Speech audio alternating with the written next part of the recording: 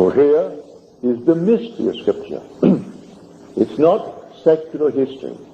Man insists on reading it as secular history, and it is not. It is completely supernatural. The whole thing is a vision. A delightful, glorious vision. A vision that cannot be logically proved to anyone.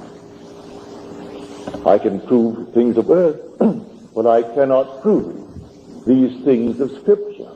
I have experienced Scripture, and I can share my experience with you, but I cannot prove it as I could things of earth.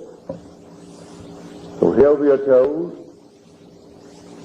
the two sons, one is of the flesh, and it makes a man a slave, and the other sets a man free when he brings into birth the other one, called the Christ. Now listen to these words in the 3rd chapter of Galatians. And the promise was made unto Abraham and to his offspring.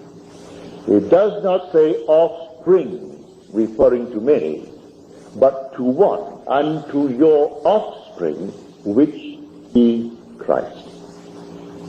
I have quoted accurately from the 16th verse of the 3rd chapter of Galatians.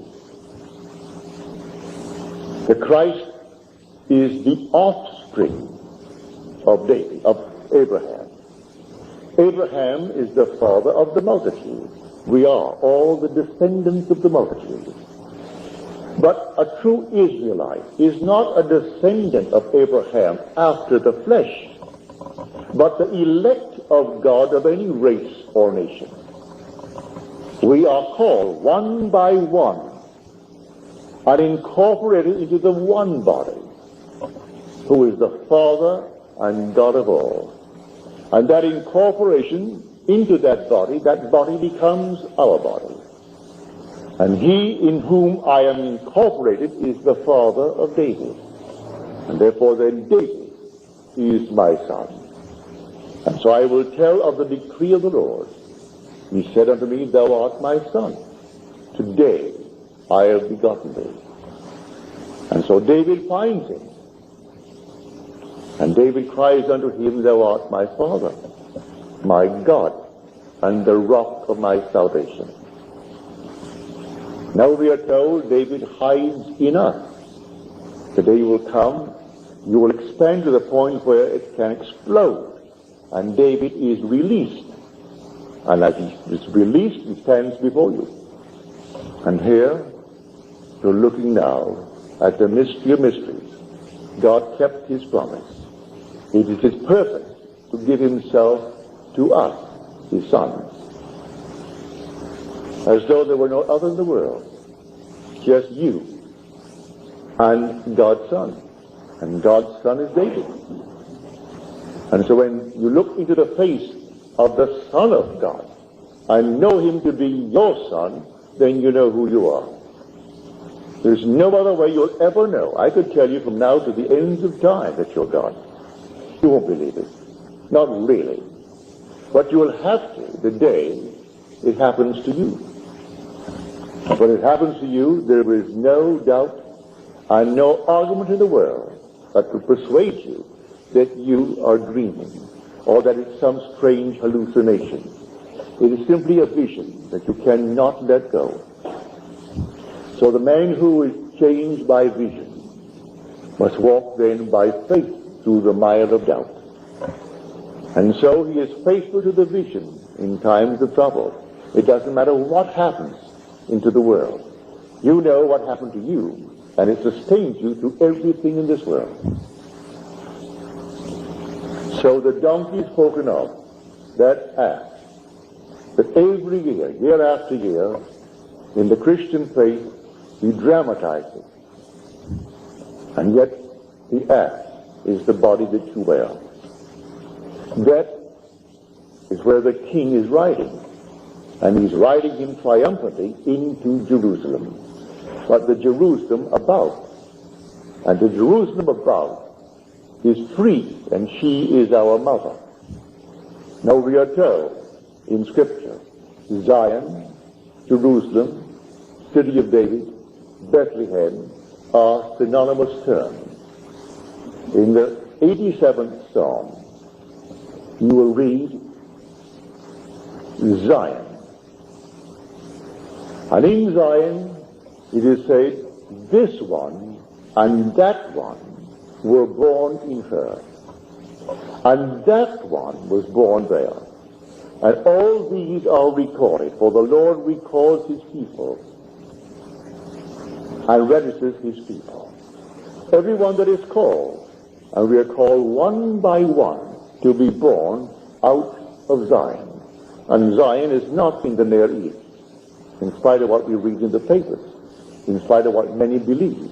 Zion is your own wonderful skull. That's where you were born from above. That's the Jerusalem from above. She is your mother, and she is free. And when you are born from above, you're set free. As you are brought into slavery, when you are born from below through the womb of a woman. For when you are born from below, you penetrated these garments. And as you are told in a strange way in Scripture, and Abraham was put into a deep sleep, and darkness fell upon him. And the Lord said to him, your descendants shall be enslaved in a land that is not theirs for 400 years. Then they will come out with great possessions, possessions being the world itself. Because when you come out, you are God himself. And therefore the whole is yours when you come out. But for 400 years, it has nothing to do with 400 as we measure years. In the Hebrew alphabet, every letter has a numerical as well as a symbolic value. 400 is the numerical value of the last letter of the Hebrew alphabet, the letter Tov. Its symbolic value is that of a cross. This is the only cross that God ever wore. This is where he is crucified. And this is where he remains crucified until the journey is completed. From the moment of penetration until the very end is called the pilgrimage of the Son of God. And in the very end, you're told, be ye perfect now, as your Father in heaven is perfect.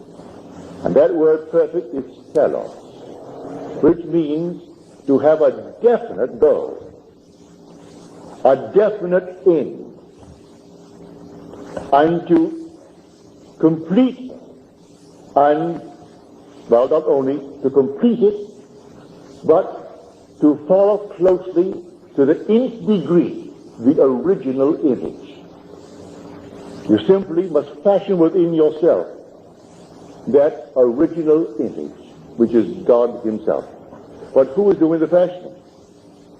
It is God who is doing it, molding you into his own image, and it takes the journey, this pilgrimage of ours, through hell, for this world is hell. This is the world of death. But at the end, when we reach the end, we break the shell of our own wonderful skull. It's all done in a supernatural manner. And you'll hear the explosion. And when it all settles, you're looking at your son. Who would have told me, a man born in this century, that I am the father of one recorded in Scripture as having lived 3,000 years ago? And I'm not talking of any reincarnation. Has nothing to do with any reincarnation. I am individualized, and I tend forever and forever towards an ever greater individualization, and so do you. So no reincarnation. Here is a drama. We came down into a state of sleep, a state of complete forgetfulness. And then comes the end. At the end, memory returns. And the one that I completely forgotten didn't know that I was his father. I read the Scripture and thought of him as an ancient being, some patriarch of the old world, 1,000 years BC.